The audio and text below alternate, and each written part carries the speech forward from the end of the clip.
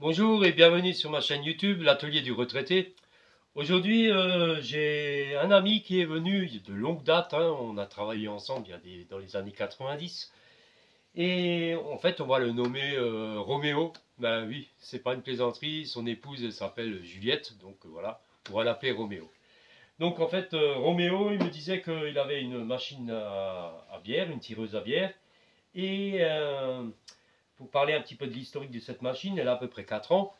Il a déjà fait changer la sonde de température, mais au mois de mars, il avait changé ça. Et là maintenant, il n'y a plus rien qui s'allume et elle ne refroidit plus. Donc on va, encore une fois, ensemble, on va réparer cette tireuse à bière. Donc voilà. Donc on va faire déjà un démontage et un diagnostic. Voilà, en premier lieu, ben, on va enlever le bac, hein, tout simplement. On va le mettre de côté. On va ouvrir la machine. Voilà. On peut éventuellement enlever ça pour qu'on ait de la place. Voilà. Voilà. Et on va retourner la machine. Et derrière, il y a deux vis. Donc tout simplement deux vis à ouvrir. Voilà. Une fois. Et deux fois. On va prendre un petit bac pour récupérer les vis. Voilà. Et là, il faut ouvrir la machine et lever le couvercle. Voilà, tout simplement. Alors,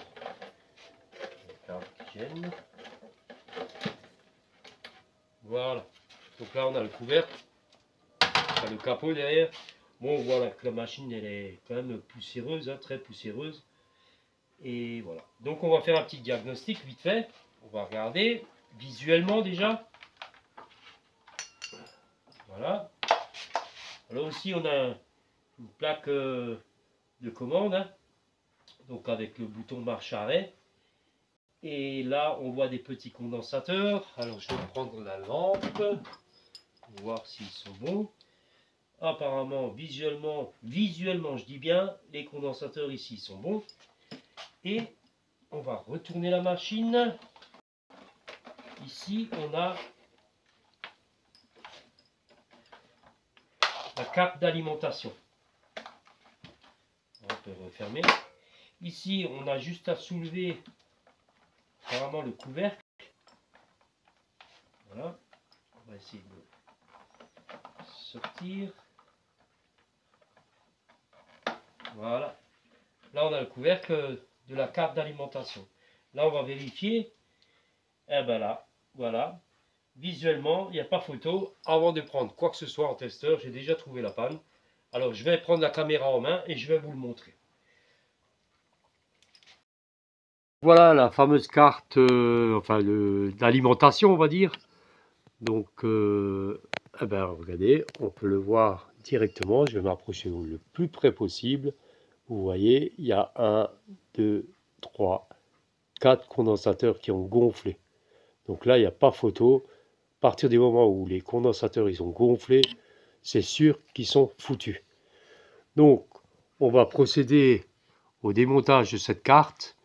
Donc, il y a, je ne sais pas si on le voit, il y a des petites vis là derrière. Donc, on va enlever les vis. Le boîtier, il est coulissant. Voilà. On va débrancher ici. Là.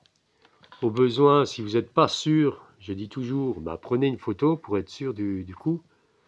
Et voilà, et on va procéder à ces échanges de condensateurs. Et après, on fera un essai en direct pour voir si ça marche. Alors, pour petite info,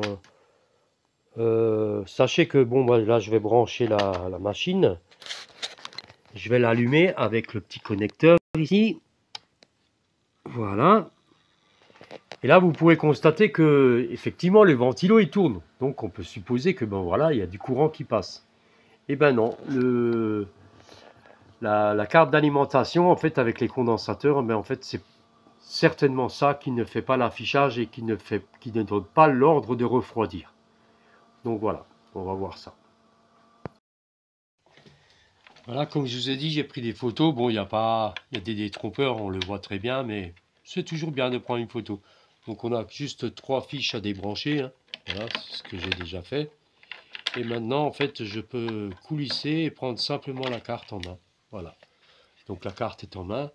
Là, je vais dévisser les petites vis et on se voit tout de suite. Là, j'ai enlevé les 4 petites vis. Et là, j'ai juste à tirer tout simplement. Voilà. Là, on a le boîtier plastique. Et là, on va pouvoir dessouder les 4 condensateurs. Voilà, donc j'ai dessoudé les condensateurs. Donc les anciens condensateurs, ils faisaient 1000 UF, 16 volts, donc les 4. C'est exactement les mêmes. La seule différence, c'est qu'ils ont changé de couleur. Mais au niveau du degré de température, c'est 105 degrés en général. Voilà. Et donc, moi, ce que je vais faire, je vais mettre des neufs, bien sûr, que j'ai en stock. C'est des 1000 UF. Donc là, il ne faut pas changer l'intensité. Par contre, on peut augmenter le voltage. Donc là, je vais augmenter juste un peu au-dessus à 25 volts. Au lieu de 16 volts, je monte à 25. Et ça va permettre justement à ce qu'il chauffe moins vite. Voilà. Donc pour dessouder et ressouder, je ne vais pas vous faire un cours. Il y a assez de tutos sur YouTube pour ça. Voilà. Moi, l'intérêt, c'est de vous montrer comment réparer. Voilà. Donc je vais les souder et on revient après. Voilà. Donc mes condensateurs sont soudés. Voilà. Ils sont bien là. Et maintenant, on va rebrancher le tout. Donc voilà, j'ai déjà refixé la plaque à l'intérieur du boîtier. Maintenant, je vais encore brancher les deux dernières cosses. Voilà. Celle-ci.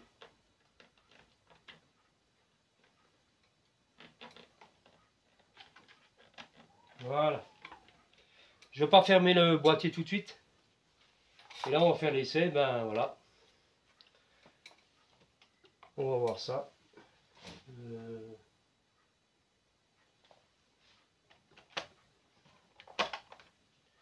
Voilà. Donc maintenant, j'allume.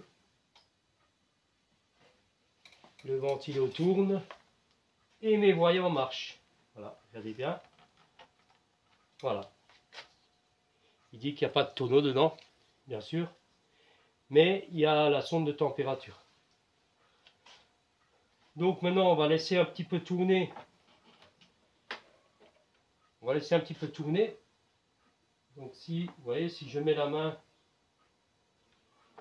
alors, on va faire un essai. Si je mets la main dessus,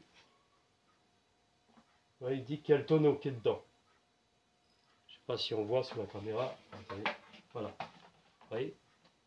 Donc là maintenant, elle est en train de refroidir. Alors, on va laisser tourner un petit peu comme ça. Ici, en principe, je devrais avoir du chaud qui sort. Donc là, on est à une température extérieure de 16. Là, je mets au ventilateur. À l'extérieur, là, je suis à 17,8. Donc ça commence à chauffer. En fait, ça chauffe. La chaleur sort et à l'intérieur, c'est froid. Donc normalement, à l'intérieur, pour prendre la mesure de température, on va là-dessus. Là, je ne sais pas si on le voit à la caméra. Voilà. Là, j'ai 8, 9. Donc ça refroidit déjà. On est à 7, alors qu'à l'extérieur, on est à 16. On va la laisser comme ça, on va la laisser tourner et on revient après. Et on va faire la constatation. Voilà. Donc en résumé, on a mis un quart d'heure pour refroidir la machine. Elle est passée au voyant orange. Et entre le voyant orange et le voyant vert, il s'est passé exactement 5 minutes. Donc en totalité, en 20 minutes, la machine elle a refroidi. Attention, il n'y a pas de tonneau à l'intérieur. Je vais vous expliquer à la fin de la vidéo quelques conseils pour bien refroidir votre machine. Tac. Donc là, on va vérifier la température à l'intérieur. Donc vous voyez, le voyant il est bien vert. On ouvre, on va prendre le test et on est, regardez bien, on est à moins 4,8 degrés. Donc très très bien. En sachant qu'à l'extérieur, on est à 17 degrés. Donc maintenant, on sait que la machine elle fonctionne très bien. Bien sûr, vous commencez à me connaître. Je vais faire un petit nettoyage parce qu'en fait, voilà, c'est quand même très très sale. Je prendrai des photos avant et après. Il n'est pas responsable de la saleté. En fait, c'est des choses qu'il faut entretenir régulièrement. Donc après, il y a aussi un petit détail qui me chiffonne. Je suis trop maniaque.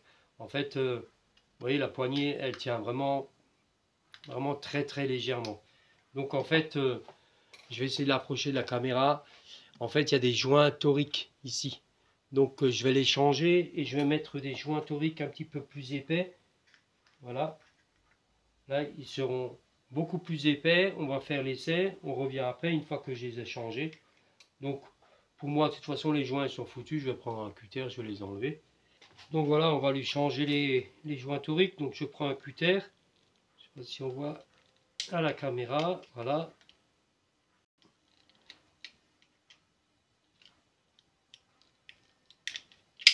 Voilà, donc les joints toriques sont enlevés. Je vais mettre des plus épais. Voilà.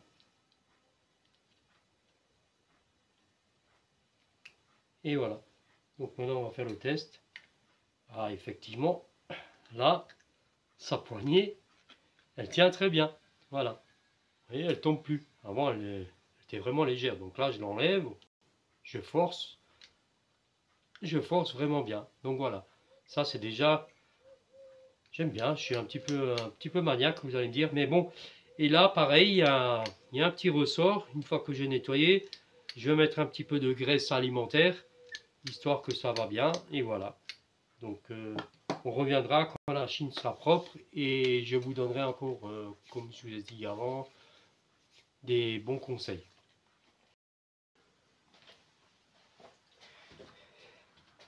Voilà, alors la machine à Roméo, elle est finie, elle est nettoyée. Alors je vais vous montrer quelques petits conseils. En fait, voilà. Donc il ne savait pas finalement, il ne savait pas que ça sortait. Et en fait, il sort tellement bien maintenant parce qu'en fait, il était collé par bien sûr les résidus de bière. Et en fait, là, j'ai mis un peu de graisse alimentaire. Donc voilà, et le ressort, comme je vous ai dit, ici, tout est nettoyé. Et là, effectivement, ben voilà, ça glisse tout seul. Donc voilà, voilà, ça, c'est vraiment avec deux doigts, on peut sortir, le nettoyer et le remettre. Voilà, ça, c'est des choses qu'il faut faire régulièrement. Et après, il y a aussi, ça, je pense qu'il le fait aussi, ça, il faut nettoyer alors pratiquement tout le temps. Et en fait, c'est pas compliqué. Vous achetez un petit tourillon là comme ça et vous le passez dedans et ça se nettoie très bien à l'eau savonneuse. Voilà. Donc ça, c'est des choses qu'il faut faire avec cette machine. Moi, j'ai de la graisse alimentaire, donc voilà, de temps en temps, peut-être mettre un peu de graisse là et pour que ça coulisse très bien. Voilà. Et, on va passer au bureau et je vais encore vous donner des conseils. Alors pour vous donner des conseils sur cette tireuse à bière. En fait, comme toutes les tireuses à bière, c'est pas compliqué. En été, vous achetez un ou deux fûts selon la consommation que vous avez. Mais en premier lieu, vous prenez votre fût et vous le mettez au frigo pendant 12 voire 24 heures.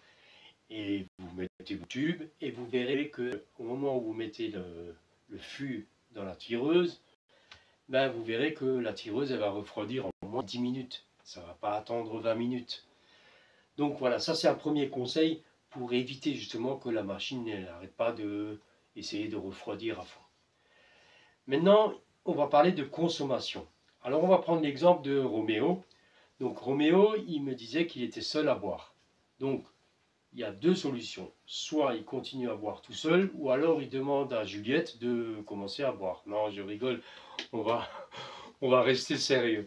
Non, non, on va revenir sur sa consommation personnelle. Donc, il disait qu'en hiver, il buvait pas de bière pendant la semaine, uniquement le week-end.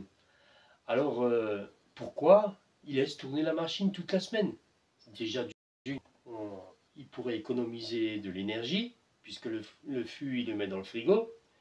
Et de deux, ben, la machine, elle serait préservée et ne chaufferait pas autant. Et les condensateurs, ben, ils éclateraient pas. Donc voilà, avec le temps.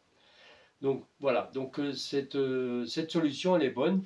Donc même s'il a ça dans le fût, ben, il la prend, il la met dans le frigo et arrivé le vendredi soir, arrivé le week-end, il la met dedans et voilà, c'est refroidi en quelques minutes. Ça, c'est vraiment une bonne solution pour préserver effectivement cette machine qui est très très bien. Hein. J'ai la même machine. Hein. Donc, après, je ne dis pas en été, moi-même, j'ai la même machine, comme dit, je la garde allumée H24. Puisque voilà, il y a des amis qui viennent, la famille, enfin voilà, on peut servir tranquillement une bière bien fraîche. Voilà, mais ça, c'est la solution pour l'été. Mais maintenant, on va venir jusqu'à encore un petit détail, mais qui n'a rien à voir. Mais voilà, je préfère vous le dire de vive voix. J'aime pas quand on dit bah, cliquez là, cliquez ici. Voilà. Ce que je voulais vous annoncer, c'est que je vous remercie tous de me suivre. Et franchement, ça me fait vraiment très plaisir parce qu'en fait, depuis le 7 mars 2024, on va dire que ben voilà, la caméra s'est ouverte pour la chaîne YouTube L'Atelier du Retraité. Il y a, à l'heure actuelle, on est pratiquement à 25 000 vues et on est sur la 26e vidéo et on est tout pile à 500 abonnés. Alors bien sûr, si vous rencontrez des amis ou même la famille, parlez de ma chaîne YouTube, elle est très intéressante pour moi et pour vous. Et donc dites-leur simplement de s'abonner ou de faire un j'aime ou alors la petite cloche, voilà. Et en tous les cas, je vous remercie et je vous dis à la prochaine vidéo et à bientôt.